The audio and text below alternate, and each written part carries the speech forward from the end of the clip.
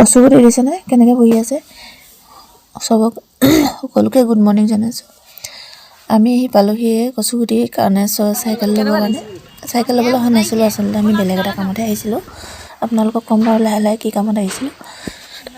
গাহে ধৰি আছে দেই, ভালকৈ কথাখিনি ক'ব পৰা নাই। কচুগুটি দিছেনে ঘৰত ৰাতিপুৱাৰ পৰা বমি কৰি আছে, মানে ৰাতিপুৱা বমি কৰি স্কুল গুচি গ'ল, আকৌ আহিলে স্কুলৰ পৰা আহিও দুবাৰ বমি কৰিলে। তাৰপিছতে লৈ আহিব লগা হ'ল, যিহেতু ঘৰত থৈ আহিব নোৱাৰোঁ ইমানেই কচুগুটি। আৰু এই ৰাতি 12টালৈ মেডিকেল। তাৰমানে কণ্ডিশ্যনবোৰ সদায় তেনেকুৱাই, সদায় মেডিকেল ৰাতি 12টা বজাত ভৰ্তি কৰিব লাগে, 1টা বজাত ভৰ্তি কৰিব লাগে, তেনেকুৱা।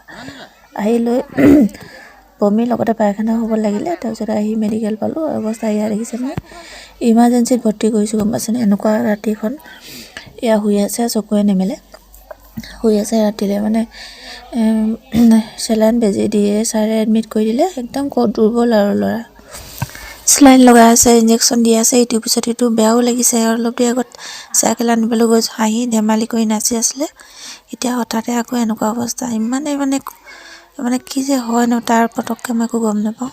এয়া চাওকচোন, চেলাইন লগাই থৈছে। তাৰপিছতে কি হ'ল, চেলাইন বেছিকৈ দিয়াৰ পিছত কঁপনি আহি গ'ল, আকৌ ভয় খোৱালে।